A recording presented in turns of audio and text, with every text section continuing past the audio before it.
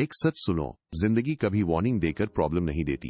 सब कुछ नॉर्मल चल रहा होता है और अचानक जॉब चली जाती है, घर में इमरजेंसी आ जाती है, हेल्थ इशू हो जाता है, इनकम रुक जाती है और उस मोमेंट पर तुम रियलाइज करते हो मेरे पास बैकअप ही नहीं है। सच बोलो, अगर कल से तुम्हारी इनकम बंद हो जाए तो तुम कितने दिन सरवाइव कर पाओगे? 1 महीना, 2 महीने या शायद 10 दिन? यही रियलिटी चेक है और इसी प्रॉब्लम का सोल्यूशन है इमरजेंसी फंड। लेकिन प्रॉब्लम क्या है? लोग इसको सीरियसली नहीं लेते। उन्हें लगता है अभी सब ठीक है, क्या जरूरत है, लेकिन जिंदगी ठीक रहने की गारंटी नहीं देती। इसीलिए इमरजेंसी फंड लग्जरी नहीं है, जरूरत है। अब समझो, इमरजेंसी फंड होता क्या है? सरल भाषा में वो पैसा जो तुम सिर्फ इमरजेंसी के लिए रखते हो, न इन्वेस्टमेंट, न शॉपिंग, न उसे दैनिक जीवन में इस्तेमाल करना, सिर्फ इमरजेंसी। अब सवाल कितना होना चाहिए? नियम सरल है, 3 से 6 महीने का खर्च। मतलब अगर तुम्हारा महीने का खर्चा 20,000 है तो न्यूनतम 7,000 से 1,20,000।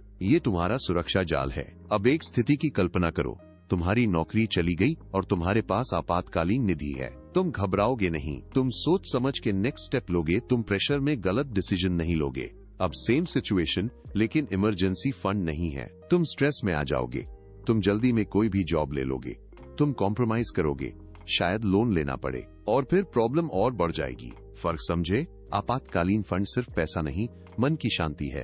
अब एक और गलती लोग क्या करते हैं, जो पैसा आपातकालीन फंड के नाम पर रखते हैं वो इस्तेमाल कर लेते हैं शॉपिंग के लिए, ऑफर्स के लिए, ट्रिप्स के लिए, और फिर बोलते हैं बाद में बना लेंगे। लेकिन सच क्या है? वो कभी नहीं बनता, अनुशासन नहीं है। अब सवाल, इमरजेंसी फंड कहाँ रखें? ऐसी जगह जहां सुरक्षित हो और आसानी से एक्सेस हो। बैंक सेविंग अकाउंट या liquid fund type options. Risky जगह मत रखो, क्योंकि इमरजेंसी में स्टेबिलिटी चाहिए, ग्रोथ नहीं। अब सबसे इम्पोर्टेंट, कैसे स्टार्ट करें? सिंपल, हर महीने थोड़ा अमाउंट अलग रखो, 1,000-2,000 जितना संभव हो।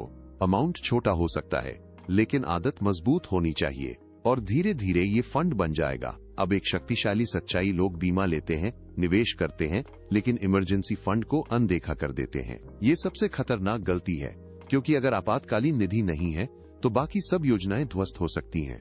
अब एक और गहरी बात, आपातकालीन निधि तुम्हें मजबूत बनाती है, आर्थिक रूप से ही नहीं, मानसिक रूप से भी तुम निडर हो जाते हो, तुम बेहतर निर्णय लेते हो, तुम दबाव में नहीं आते, और वही ग्रोथ का बेस है। अब एक रियलिटी इमरजेंसी फंड बोरिंग लगता है क्योंकि उसमें एक्साइटमेंट नहीं है, ना फास्ट रिटर्न, ना ग्रोथ, लेकिन ये बोरिंग चीज तुम्हारी लाइफ बचाती है। अब लास्ट बात, जिंदगी अनप्रेडिक्टेबल है, लेकिन तुम प्रिपेयर्ड हो सकते हो।